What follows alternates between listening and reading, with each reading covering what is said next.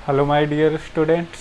आज हम DC machine का फर्स्ट लेक्चर डिस्कस करने जा रहे हैं, जिसमें हम जो सिलेबस के अकॉर्डिंग जो पिछले वीडियो में हमने सिलेबस डिस्कस करा था तो उसकी अकॉर्डिंग हम डीसी मशीन को आगे बढ़ाते हैं। चलिए, तो फर्स्ट ऑफ ऑल डीसी और डीसी मशीन दो अलग अलग शब्द हैं। तो डीसी मशीन का मतलब क्या है? तो फर्स्ट ऑफ ऑल डीसी ये एक सप्लाई सिस्टम है। सप्लाई सिस्टम है। इट मीन्स सप्लाई सिस्टम दो तरह के होते हैं, एसी और डीसी। तो ये डीसी क्या है आपका? DC it means direct current machine. जो मशीन, वैसा मशीन जो डायरेक्ट करंट से चले उसे डायरेक्ट करंट मशीन हम बोलेंगे। ठीक है। अब मशीन क्या होता है?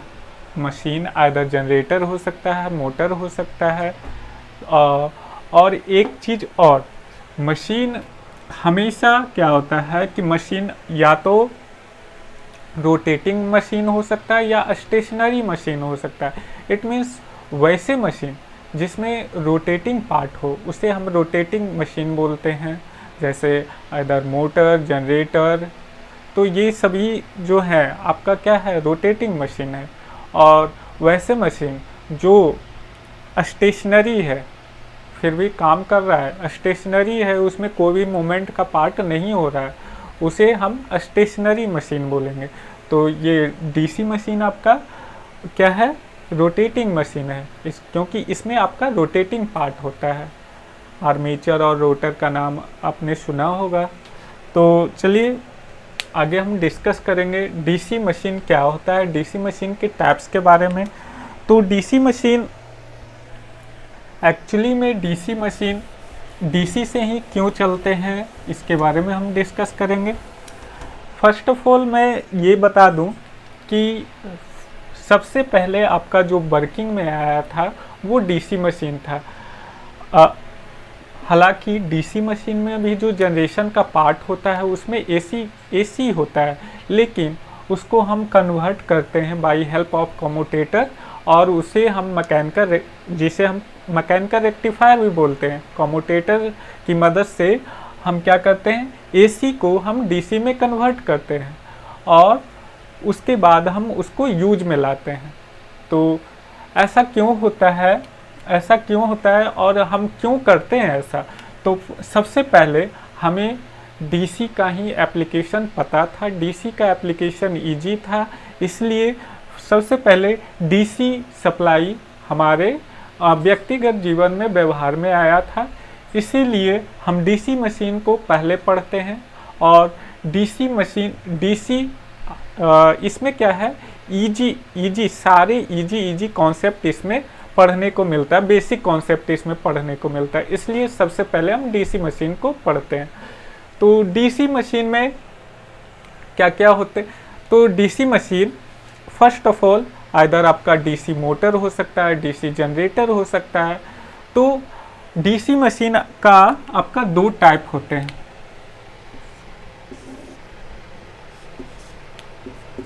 डीसी मोटर और डीसी जनरेटर।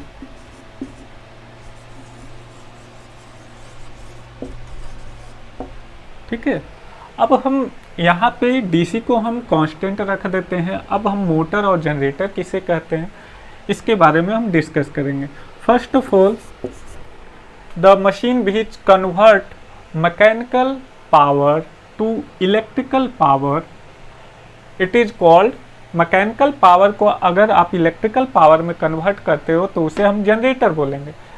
वाइस वर्सा, अगर इट मीन्स आप इलेक्ट्रिकल पावर को मैकेनिकल पावर में आप कन्वर्ट करते हो तो उसे हम डीसी मोटर बोलेंगे। तो it convert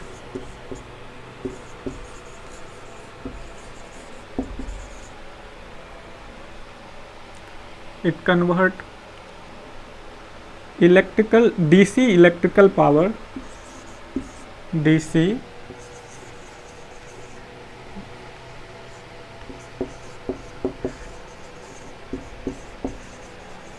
power, DC electrical power, it means VI, to mechanical power,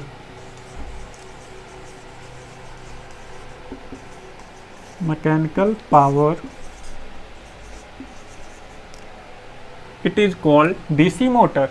DC generator क्या होता है? It convert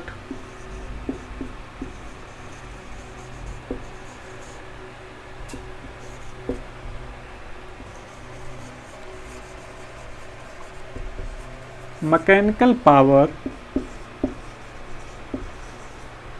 to electrical DC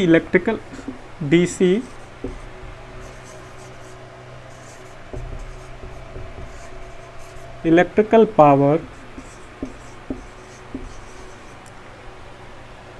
it is called DC generator. ठीक है, तो दोनों का कंस्ट्रक्शन सेम होता है. इट मीन्स आप कंस्ट्रक्शन वाइज देखो, इट मीन्स इसका सारे वर्किंग प्रिंसिपल देखो, सभी लगभग सेम होते हैं. इसका वर्किंग प्रिंसिपल में थोड़ा सा अंतर आता है, लेकिन सारे चीज़ कंस्ट्रक्शन में देखो तो सारे चीज़ सेम होते हैं. हाँ, एक चीज़ और, अब सबसे पहले कोई भी मशीन डीसी है या नहीं है, इसका सबसे पहला आप देखकर कैसे पहचानोगे कि ये मशीन है जो डीसी मशीन है या एसी मशीन है. तो इसको हम कैसे पहचानेंगे? तो first of all DC machine या तो आपका प्लेन होगा, उसका जो ओवरव्यू होगा, इट मीन्स उसका जो बॉडी का कंस्ट्रक्शन होगा प्लेन होगा, ये भी एक पहचान हो सकता है. दूसरा, डीसी मशीन के पीछे वाले पोर्शन में जहाँ वेंटिलेशन दिया जाता है वहाँ पे आपका कम्यूटेटर लगा होता है. कम्यूटेटर लगा होता है जो क्या करता है, वो एसी को डीसी में कन्वर्ट करता है, क्योंकि हम जानते हैं मशीन ना तो डीसी जनरेट करता है और ना ही वो क्या करता है, ना तो डीसी को वो जनरेट नहीं करता, वो सिर्फ कन्वर्ट करता है. यानी ये क्या करता है, बाई डायरेक्शनल करंट को, कम्यूटेटर जो होता है बाई डायरेक्शनल करंट को यूनी डायरेक्शनल में चेंज करता है. बाई डायरेक्शनल क्या होता है? इट मीन्स जो एसी में होता है, एसी ये देखो, ये आपका दोनों डायरेक्शन में करंट फ्लो करता है, positive half cycle, negative half cycle. इसे हम बाई डायरेक्शनल करंट भी बोलेंगे. ये क्या करता है, जो कम्यूटेटर होता है बाई डायरेक्शनल करंट को यूनी डायरेक्शनल करंट में कन्वर्ट करता है. अब यहाँ पे डीसी मशीन को पहचानने का ये सबसे मेन एंड इम्पॉर्टेंट पार्ट जो है कम्यूटेटर है. जिस मशीन में कम्यूटेटर लगा होगा हम बोलेंगे कि वो आपका डीसी मशीन है. जिसमें कम्यूटेटर नहीं लगा होगा, जिसमें स्लिप रिंग लगा होगा, उसे हम बोलेंगे एसी मशीन. तो ये डिफरेंट होता है. और भी डिफरेंट होता है कि आप एसी मशीन को देखोगे तो उसमें फिन लगा होगा. इट मीन्स फिन क्या होता है, तो आप देखोगे तो मोटर के ऊपर ऐसे उभरा हुआ पार्ट नज़र आएगा. मोटर पे ऐसे उभरा हुआ पार्ट नज़र आता है, इसे हम बोलते हैं फिन. तो फिन होता है, इट मीन्स पंख भी, जो पंख टाइप का हल्का छोटा निकला हुआ रहता है, तो उसे बोलते हैं फिन. तो ये भी होता है, ये कूलिंग पर्पस से होता है. ऐसे जनरली ये एसी में होता है. जनरली एसी में भी प्लेन मोटर आते हैं, लेकिन फिन भी होते हैं. तो क्यों होता है, जहाँ पे टॉर्क ज़्यादा होता है, टॉर्क ज़्यादा प्रोवाइड होता है, हेवी लोड पे जहाँ पे चलने की बात होती है, तो वहाँ पे हम फिन वाले मोटर को यूज करते हैं. तो फिन से ये हमें मिलता है कि कूलिंग जल्दी से जल्दी होता है, क्योंकि फिन से जब हवा टकराती है तो ये जल्दी से जल्दी ये हीट क्या करता है, हीट को ट्रांसफ़र करता है एयर में, और मोटर जल्दी से जल्दी ठंडा होता है. तो ये तो था इंट्रोडक्शन मोटर का और जनरेटर का. अब इसका एप्लीकेशन मैं बता दूं तो डीसी का बहुत सारे एप्लीकेशन हैं. जैसे आप डीसी मोटर की बात करो तो डीसी मोटर में आप देखे होंगे, आप घरों में यूज करते हैं, एप्लायंसेज में यूज करते हैं। कैसे? तो अगर आप ट्रिमर यूज करते हैं तो ट्रिमर को आप एक बार चार्ज कर लेते हैं तो उसके बाद वो काम करता है, तो उसमें भी डीसी मोटर होता है। आपका क्या होता है, क्या बोलते हैं उसे, वॉकमैन, जो बाजा होता है, तो उसमें भी क्या होता है, जो कैसेट उसमें डाल के चलाते हैं, तो उसमें भी क्या होता है, उसमें भी आपका डीसी मोटर लगा होता है। डीसी मोटर, डीसी जनरेटर का बहुत सारे एप्लीकेशंस हैं, छोटे छोटे स्तर पे एप्लीकेशन है, ठीक है। और ये बड़े स्तर पे यूज नहीं किए जाते क्योंकि आज इसमें लॉसेज काफ़ी ज़्यादा हो जाते हैं, ठीक है। तो डीसी का यूज कम से कम किया जाता है और जनरली एसी का यूज काफ़ी आजकल बढ़ गया है क्योंकि एसी में आपका लॉसेज कम होते हैं। और ये क्या है कि इसमें आपको कन्वर्जन के चलते इसमें हीटिंग का जो प्रोसेस होता है, हीटिंग ज़्यादा से ज़्यादा होता है, जिससे लॉसेज हमको आउटपुट कम से कम मिल पाते हैं, ठीक है।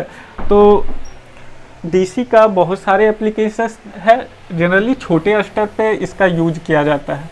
अब हम बात करेंगे इसके कंस्ट्रक्शन पे। कंस्ट्रक्शन इसका मेन पार्ट है क्योंकि कंस्ट्रक्शन से आपका सीधे आपका क्वेश्चन पूछा जाता है और इससे आपका एमसीक्यू बहुत सारे तैयार होते हैं। हमेशा ध्यान रखिएगा कि कंस्ट्रक्शन में ये हमेशा ध्यान रखिएगा कि कौन सा पार्ट कौन से मटेरियल से बना है, कौन से मटेरियल से मिलके बना है, तो ये सब चीज़ें हमेशा ध्यान रखिएगा, ओके। तो फर्स्ट ऑफ ऑल मैं एक डीसी मशीन का कंस्ट्रक्शन बनाता हूँ। ये देखो, सबसे पहले डीसी मशीन का जो आउटर पार्ट होता है, डीसी मशीन का जो आउटर पार्ट होता है उसे हम क्या बोलते हैं, फ्रेम बोलते हैं, योक बोलते हैं।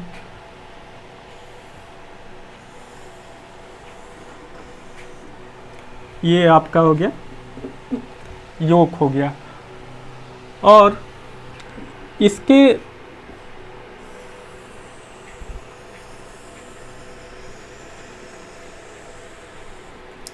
ये आपका योक हो गया। और इसके इनर पेरिफेरी में या तो इसमें दो तरह से हो सकते हैं, या तो इसके इनर पेरिफेरी में आपका पोल दिया हुआ रहेगा, इट मीन्स ये आपका सिलेंड्रिकल टाइप का होगा या तो आपका सैलन टाइप का होगा। इट मीन्स इसमें या तो इस तरह से पोल निकले होंगे कि ये आपका पोल हो गया। पोल हमेशा इवन नंबर में होगा। अच्छा, एक चीज़ और, इसको नाम भी मैं लिख देता हूँ। ये हो गया yoke, outer part of the machine, it is called yoke. मैं इसे यहाँ पे मेंशन भी कर देता हूँ।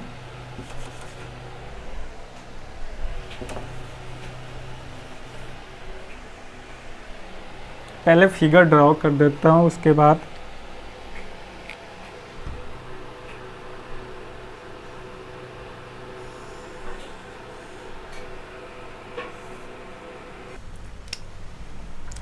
तो ये देखिए हमने एक फिगर ड्रॉ किया है जो डीसी मशीन का है। तो इसमें कौन सा पार्ट क्या है इसको हम डिस्कस करेंगे।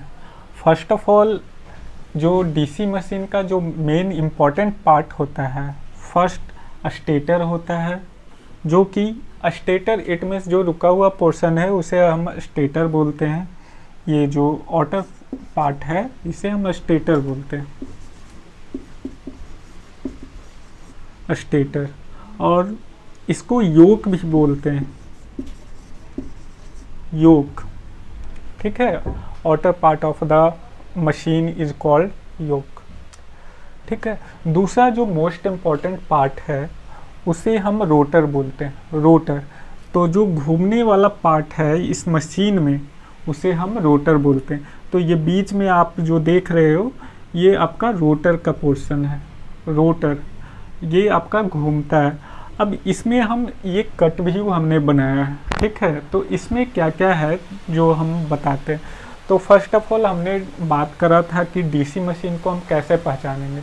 तो डीसी मशीन को पहचानने के लिए ये हमने बात करा था कि डीसी मशीन में एक जो सबसे मोस्ट इम्पॉर्टेंट पार्ट होता है वो होता है कम्यूटेटर।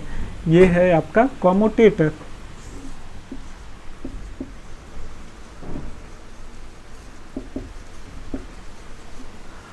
जिस मशीन में कम्यूटेटर लगा रहेगा उसे हम बोलेंगे डीसी मशीन। इसे हम मैकेनिकल रेक्टिफायर भी बोलते हैं। ये क्या करता है, एसी को डीसी में कन्वर्ट करता है, क्योंकि मशीन में जो होता है, जो जनरेट होता है वो एसी ही होता है। अब एसी को डीसी में कन्वर्ट कौन करता है, कम्यूटेटर करता है, ये कन्वर्ट करता है, ठीक है। अब यहाँ पे ये देखो, ये आपका शाफ्ट हो गया, शाफ्ट ये क्या करता है, ये जो आपका धुरी होता है जिस पे ये सारा चीज माउंट होता है उसी को बोलते हैं शाफ्ट। जो इसी पे आप क्या पुली लगा सकते हो, पुली पे ऊपर बेल्ट वगैरह जो भी है आप लगा सकते हो, इसे बोलते हैं शाफ्ट। इस पे सारा चीज आपका रोटर का पोर्शन माउंट होता है। अब यहाँ पे देखो, कम्यूटेटर की बात मैं बाद में अभी करूँगा। अब यहाँ पे देखो ये क्या है, ये आपका आर्मेचर है, ये पूरे को हम आर्मेचर बोलते हैं, ठीक है। तो फर्स्ट ऑफ ऑल यहाँ पे डीसी मशीन की बात हो रही है, तो डीसी मशीन में आर्मेचर रोटेटिंग पार्ट जो होता है उसी को हम आर्मेचर बोलते हैं। नहीं तो आर्मेचर का दूसरा डेफिनेशन ये होता है कि जिस पे आप क्या कर रहे हो, लोड दे रहे हो ना, उसी को हम आर्मेचर बोलते हैं। और दूसरा होता है फील्ड। तो फील्ड किसे बोलेंगे, तो जो रिस्पॉन्सिबल होता है मेन फ्लक्स को जनरेट करने के लिए उसे हम फील्ड बोलेंगे। तो बड़े मशीन जैसे सिंक्रोनस में ये डेफिनेशन उल्टा हो जाता है। इट मीन्स आपका आर्मेचर चेंज हो जाता है। आर्मेचर कहाँ चल जाता है, यहाँ फील्ड पे, यहाँ पे चले आते हैं, और आर्मेचर और फील्ड कहाँ आ जाते हैं, ये रोटर पे आ जाते हैं। तो बेसिकली ये ध्यान में रखिएगा कि जो डीसी मशीन में जो आर्मेचर होता है, जो rotating part of the machine है, उसी को हम आर्मेचर बोलते हैं। लेकिन बड़े मशीन में ऐसा नहीं होता है, खासकर सिंक्रोनस मशीन में। सिंक्रोनस मशीन में वहाँ पे डेफिनेशन ही चेंज हो जाते हैं। वहाँ पे हम ये जानते हैं जहाँ पे आप लोड कनेक्ट कर रहे हो उसी को हम आर्मेचर बोलते हैं। जो मेन फ्लक्स को प्रोड्यूस करने के लिए रिस्पॉन्सिबल होता है उसे हम फील्ड बोलेंगे। अब यहाँ पे देखो, हमने बात करा आर्मेचर का, तो ये आपका क्या है, आर्मेचर। ये आपका आर्मेचर है, ठीक है। अब ये आर्मेचर है, तो यहाँ पे देखो कि आर्मेचर के outer periphery it means armature के आउटर सरफेस पे हमेशा देखो ये क्या है, कंडक्टर माउंट है। इट मीन्स यहाँ पे आपको बाइंडिंग किया हुआ होता है।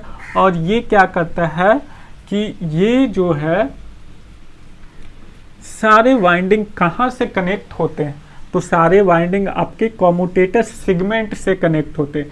इट मीन्स जितने नंबर ऑफ वाइंडिंग है आर्मेचर में, जितने नंबर ऑफ वाइंडिंग है उतने नंबर ऑफ कम्यूटेटर सेगमेंट होंगे, ठीक है। तो इट मीन्स इसमें जितना नंबर ऑफ कॉइल्स होंगे इस मशीन में उतना कम्यूटेटर सेगमेंट होगा। अच्छा, एक चीज़ और, हमेशा पोल और कम्यूटेटर सेगमेंट इवन नंबर में होंगे, ठीक है, इवन नंबर में होंगे। तो पोल हमेशा इवन नंबर में होंगे। कम्यूटेटर सेगमेंट कभी कभी ऐसा भी होता है, ऑड में भी होता है, छोटे मशीन में जनरली कंसीडर नहीं किया जाता है, ठीक है। तो पोल ये है आपका मेन पोल, ये आपका मेन पोल है।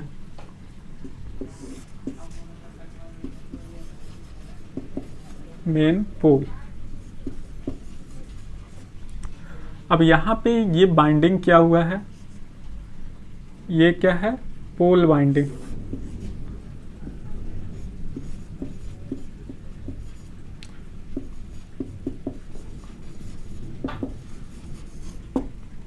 पोल बाइंडिंग, ठीक है। तो यहाँ पे ध्यान दीजिएगा, यहाँ पे वाइंडिंग को हमने कनेक्ट नहीं करा है। ये कौन सा वाइंडिंग है, इट मीन्स ये कौन सा मशीन है, टाइप्स हमने अभी नहीं बताया, इसलिए हमने वाइंडिंग को कनेक्ट नहीं किया। वाइंडिंग, शंट, सीरीज, कंपाउंड, ये इस तरह से वाइंडिंग के कनेक्शन पे आपका मोटर का क्या नाम भी पड़ जाता है। तो अभी हमने वाइंडिंग को कनेक्ट नहीं करा। तो हमने बोला कि आर्मेचर का जितनी नंबर ऑफ कॉइल होंगे उतने नंबर ऑफ कम्यूटेटर सेगमेंट होंगे। अच्छा, कम्यूटेटर सेगमेंट किसे बोलेंगे? तो यहाँ पे ये जो देख रहे हो राउंड शेप का, इसमें कट मार्क दिया हुआ है ना, उसे कम्यूटेटर सेगमेंट बोलते हैं। और इन दोनों को सेपरेट किस मटेरियल से किया जाता है? तो इन दोनों को बीच में यहाँ पे कट मार्क होता है और इसमें माइका डाला जाता है। क्या डाला जाता है? माइका।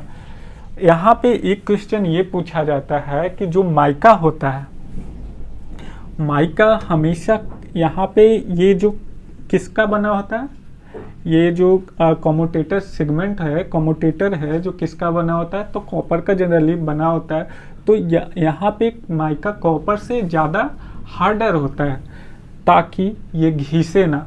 अगर घिस जाएगा तो क्या होगा, यहाँ पे शॉर्ट सर्किट हो जाएंगे। शॉर्ट सर्किट इट मीन्स यहाँ पे जो करंट आ रहा है इस कम्यूटेटर सेगमेंट से इस वाले कॉइल में, ये शॉर्ट सर्किट हो जाएंगे। अब ऐसा क्यों होगा? तो सपोज यहाँ पे हम ब्रश मान लेते हैं, ये आपका ब्रश है।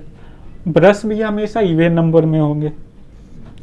तो कौन से ब्रश होते हैं? कार्बन ब्रश यूज होते हैं। तो कार्बन का ही क्यों ब्रश यूज होता है? तो वो हम पढ़ेंगे improvement of commutation process. 3-4 process होते हैं। रेजिस्टेंस कम्यूटेशन, तो जनरली रेजिस्टेंस कम्यूटेशन में ही हम कार्बन ब्रश का यूज पढ़ेंगे। क्यों हम कार्बन ब्रश का ही यूज क्यों करते हैं, तो उसके बारे में पढ़ेंगे। तो यहाँ पे क्या होगा, यहाँ पे क्या होगा कि ये ब्रश इस पे जब घिसेगा, ब्रश जब इस पे घिसेगा तो ये आपका क्या होगा, थोड़ा सा फैलेगा। तो अगर यहाँ पे माइका हट गया तो माइका हट जाने की वजह से ये भी हल्का सा फैलेगा। तो अब जब ये दोनों आपस में जुड़ जाएंगे तो शॉर्ट जो कॉइल होंगे वो शॉर्ट सर्किट हो जाएंगे। तो यहाँ पे स्पार्किंग ज़्यादा होने लगेंगे, हीट ज़्यादा प्रोड्यूस होने लगेंगे। इस वजह से माइका यहाँ पे ज़्यादा हार्डर दिया जाता है। किससे? कॉपर से ज़्यादा हार्डर दिया जाता है। ओके, तो ये था कुछ मेन पोर्शन। और हाँ, अब हम बताते हैं योक क्यों दिया जाता है। योक, बिना योक के क्या मशीन चल सकता है? क्या ये प्रैक्टिकली पॉसिबल है कि हम योक को यानी फ्रेम को, योक को फ्रेम भी बोलते हैं, अगर हम फ्रेम ना दें, फ्रेम का क्या क्या पर्पस होता है ये भी हम ऐसे भी हम कह सकते हैं। तो फ्रेम अगर ना दें तो क्या ये प्रैक्टिकली पॉसिबल है कि ये मशीन चल सकता है? तो ऑब्वियस सी बात है, ये चल सकता है, लेकिन इसमें ज़्यादा कठिनाइयाँ आएंगी। क्या क्या कठिनाइयाँ आएगी वो हम देख लेते हैं। अगर आप ये फ्रेम को आप नहीं दे रहे हो तो फर्स्ट ऑफ ऑल आप पोल कहाँ पे माउंट करोगे? पोल कहाँ पे माउंट करोगे? जो मेन फ्लक्स जनरेट कर रहा है तो कहाँ पे माउंट करेगा वो आप निश्चित जगह डिफाइन नहीं कर सकते हो। अगर बाय द वे किसी की मदद से आप वहाँ पे माउंट कर भी दिए तो क्या होगा कि आपका पोल का डिस्टेंस, कोई पोल का ज़्यादा दूरी है, कोई पोल का डिस्टेंस कम दूरी है। किससे? तो ये आर्मेचर से। तो इस वजह से आपका यूनिफॉर्म जो है, यूनिफॉर्म ये डिस्टेंस मेंटेन नहीं हो पाएगा। तो कहीं पे एयर गैप ज़्यादा हो जाएगा, कहीं पे एयर गैप कम हो जाएगा। तो जिस वजह से ये क्या हो जाएगा कि सारा का सारा ये मशीन जब चलेगा तो वहाँ पे ये ज़्यादा क्या करेगा, हंटिंग करेगा, ज़्यादा हंटिंग करेगा। हंटिंग क्या होता है? तो इट मीन्स जो मशीन चलता है तो कभी कभी लग रहा है कि काफ़ी ज़्यादा मशीन हिल रहा है, तो उसी को बोलते हैं हंटिंग। तो इस वजह से एक तो ये पर्पस है कि योक यानी फ्रेम को देने का ये पर्पस है कि हम क्या करते हैं, इस पे पोल को माउंट करते हैं, पोल को ये सपोर्ट करता है। दूसरा ये क्या करता है, ये देखो ये डॉटेड लाइन जो दिया हुआ है, ये क्या कर रहा है, ये क्या कर रहा है, ये फ्लक्स के पाथ को डिफिनिट पाथ दे रहा है। इट मीन्स अगर फ्लक्स चाहे तो ये ऊपर से भी ऐसे जा सकता था, ऊपर से भी ऐसे जा सकता है, लेकिन हमेशा आप क्या करते हो, लो रिलक्टेंस पाथ ये फॉलो करता है। तो ये जो आपका फ्रेम होता है, ये फ्रेम जो होता है आयरन मटेरियल का दिया जाता है, इट मीन्स कास्ट आयरन का बना होता है, जिसकी वजह से इसकी परमियाबिलिटी कम होती है। परमियाबिलिटी कम होने की वजह से मैक्सिमम फ्लक्स चाहेगा कि हम ये बॉडी से होकर पास हो। तो यहाँ से हमेशा पोल होता है, अगर ये नॉर्थ है तो ये साउथ होगा, तो अल्टरनेट में होता है, नॉर्थ साउथ, ठीक है, नॉर्थ साउथ अल्टरनेट में होता है। तो मैक्सिमम फ्लक्स चाहेगा कि ये हम बॉडी से होकर ही जाए, ऊपर से ये बहुत कम फ्लक्स होगा, बहुत कम फ्लक्स, इट मीन्स ना के बराबर ऐसा फ्लक्स होगा। अगर ऐसा जो फ्लक्स है जो बाहर से जा रहा है उसे हम बोलते हैं लीकेज फ्लक्स। तो ये फ्लक्स अपना रास्ता भटक जाता है, जिसकी वजह से आपका क्या होगा, थोड़ा सा लॉसेज हो जाएंगे, यानी मैक्सिमम एफिशिएंसी नहीं मिल पाएगा उस टाइम। अब यहाँ पे देखो, हमने ये बात की कि ये पोल को सपोर्ट करता है, दूसरा ये फ्लक्स के पाथ को प्रोवाइड करता है, और तीसरा ये है कि ये आपको क्या करता है, पूरे मशीन को प्रोटेक्शन देता है। इट मीन्स कहीं भी बाहर से झटका ना लगेगा, इस मशीन के अंदर रोटेटिंग पार्ट को झटका नहीं लगेगा, और रोटेटिंग पार्ट से किसी को नुकसान नहीं होगा मशीन के पास जाने में, ठीक है। तो ये था पूरा कंस्ट्रक्शन, और कंस्ट्रक्शन में और भी हम डिस्कस करेंगे, जैसे पोल वाइंडिंग तो हो गया। मेन पोल का क्या पर्पस है, तो मेन पोल का जो पर्पस होता है, ये क्या करता है, ये हमेशा मेन फ्लक्स को जनरेट करता है, बस इसका इतना काम होता है, ये मेन फ्लक्स को जनरेट करता है। मेन फ्लक्स को जनरेट करने से क्या होगा कि आपको जब मेन फ्लक्स जनरेट होगा तो यहाँ पे भी रोटर के पास कंडक्टर है, तो ये कंडक्टर क्या करेगा, इस फ्लक्स को कट करेगा, जिसकी वजह से कंडक्टर में क्या होगा, ईएमएफ जनरेट होगा। ईएमएफ जनरेट होगा, तो ईएमएफ जनरेट होगा इस कंडक्टर में, तो ये आइदर ये क्या करेगा, इस ईएमएफ को हम या तो जनरेटेड ईएमएफ बोल सकते हैं या बैक ईएमएफ। अभी हमने कंफर्म नहीं किया है कि ये मोटर है या जनरेटर है, तो इसलिए यहाँ पे जो ईएमएफ जनरेट होंगे ना, उसे हम क्या बोलेंगे, या तो हम क्या बोल सकते हैं, या तो जनरेटेड ईएमएफ या बैक ईएमएफ। तो बैक ईएमएफ कहाँ पे होते हैं, बैक ईएमएफ हमेशा मोटर में होते हैं, मोटर में बैक ईएमएफ होते हैं, और जनरेटर में जनरेटेड ईएमएफ होते हैं। अब दोनों में डिफरेंट क्या है वो अभी हम बताते हैं। तो देखो क्या होता है कि यहाँ पे जब जनरेटेड ईएमएफ जनरेट होगा, इट मीन्स जो आपका पावर जनरेट होगा, पावर क्या जनरेट होगा, EI जनरेट होगा। अब जनरेट होगा तो ये जाएगा कहाँ, ये आपको कम्यूटेटर को मिलेगा, हर एक कम्यूटेटर को मिलेगा। अब इस पावर को हम किसके द्वारा कलेक्ट करेंगे, तो पावर को हम कलेक्ट करेंगे, ये क्या है आपका ब्रशेज के द्वारा कलेक्ट करेंगे। अच्छा एक चीज और, ब्रशेज हमेशा इवन नंबर में होगा, ये हमने बात करा था, और दूसरा ब्रशेज हमेशा इवन नंबर में होगा, और दूसरा ये भी होगा कि जितने नंबर ऑफ पोल होंगे उतने ब्रशेज होंगे। ऐसा क्यों,